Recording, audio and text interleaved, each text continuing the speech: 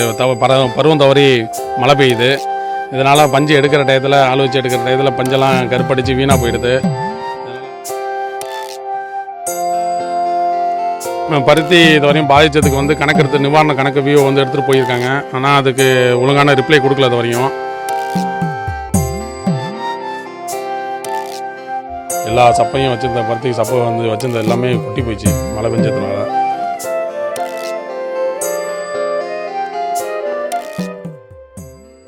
நாகப்பட்டினத்தில் பெய்த திடீர் மழையால் பருத்தி சாகுபடி முழுமையாக பாதிப்பு அடைந்துள்ளதாக விவசாயிகள் தெரிவித்தனர். குறுவை சாகுபடி தங்களுக்கு கை கொடுக்கவில்லை என கோடையில் பருத்தி சாகுபடியில் ஈடுபட்டதாகவும் ஏக்கருக்கு 27,000 முதல் 30,000 வரை செலவு செய்துள்ள நிலையில் தற்போது பெய்து வரும் கோடை மழையால் பருத்தி பஞ்சுகள் நனைந்து சேதமடைந்துள்ளதாகவும் அவர்கள் தெரிவித்தனர். இப்போ இருக்கிற ஏரியா வந்து மணலூர். எனக்கு குறுவைக்கு தண்ணி திறக்காதனால நாங்கள் வந்து கோடை சாவடி தான் பண்ணிகிட்ருக்கோம் பருத்தி. இப்போ பருத்தி போட்டு எங்களுக்கு சரியாக மழை வந்து பருவம் தவறி மழை பெய்யுது. இதனால் பஞ்சு எடுக்கிற டயத்தில் ஆள் வச்சு எடுக்கிற டயத்தில் பஞ்செல்லாம் கருப்படிச்சு வீணாக போயிடுது. இதனால் இருக்கிற சப்பையெல்லாம் மழை பெஞ்சு கொட்டி போச்சு. இதனால் தேவையான அளவு எங்களுக்கு கிடைக்கல. பருத்தி ஏக்கருக்கு 27,000 செலவு பண்ணியிருக்கோம். அதுக்கான தொகையும் எங்களுக்கு லாபமும் இது வரையும் எடுக்க முடியல.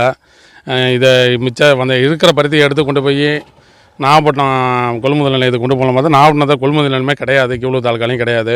இதனால் அது திருவாரூர் மாவட்டத்துக்கு எடுத்துகிட்டு போய் செல்ல வேண்டியது இருக்குது.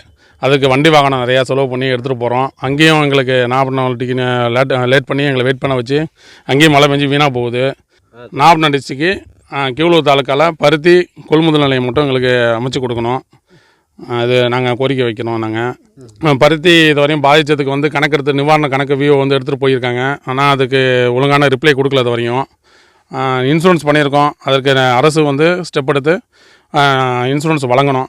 அதுக்கு 2 ஏக்கர் சாவடி பண்ணிகிட்ருக்கோம். நாங்கள் கோடை சாவடி பண்ணிகிட்ருக்கோம். எங்களுக்கு வந்து குருவை கிடையாது. எங்களுக்கெல்லாம் கோடை சாவடி வந்து பருத்தி தான்.